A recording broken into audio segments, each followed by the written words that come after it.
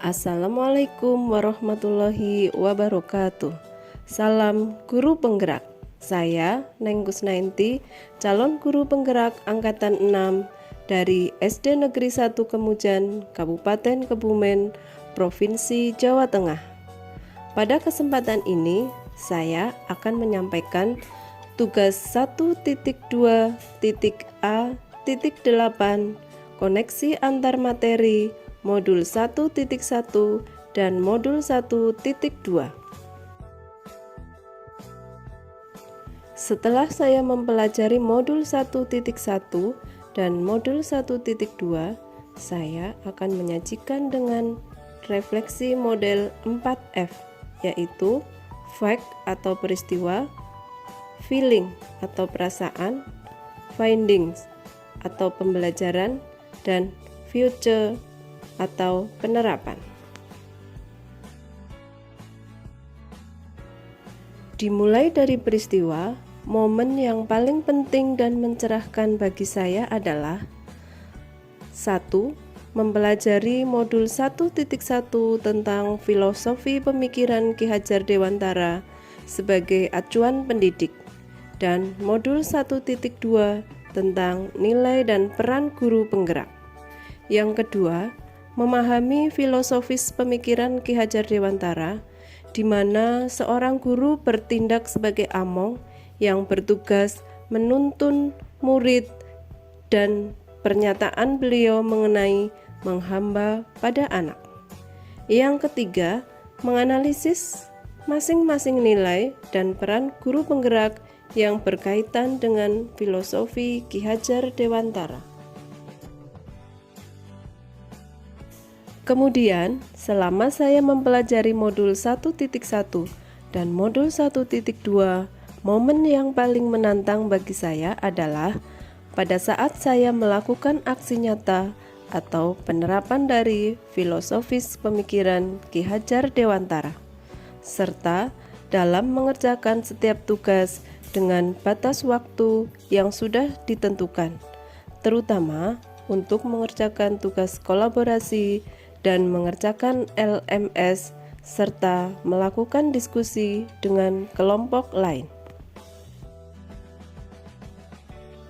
Selanjutnya, untuk kaitan antara modul 1.1 dan modul 1.2 yang saya pahami adalah pada modul 1.1 dijelaskan bahwa filosofi pemikiran Ki Hajar Dewantara mengenai pendidikan yang menghamba pada anak, di mana pendidikan haruslah berorientasi pada siswa untuk tumbuh kembangnya sesuai dengan minat dan bakat.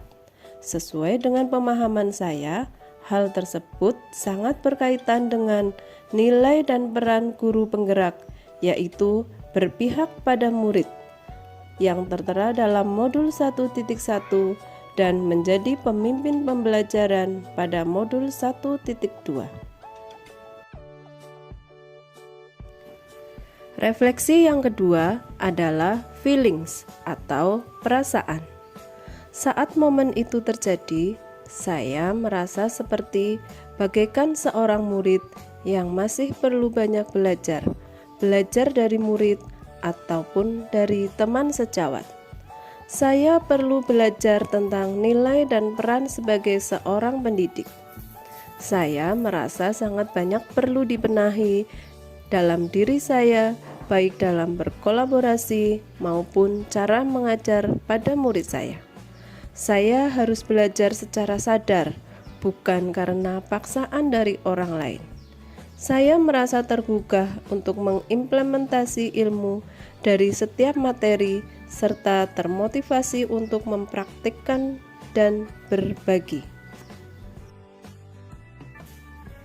Refleksi yang ketiga adalah finding atau pembelajaran.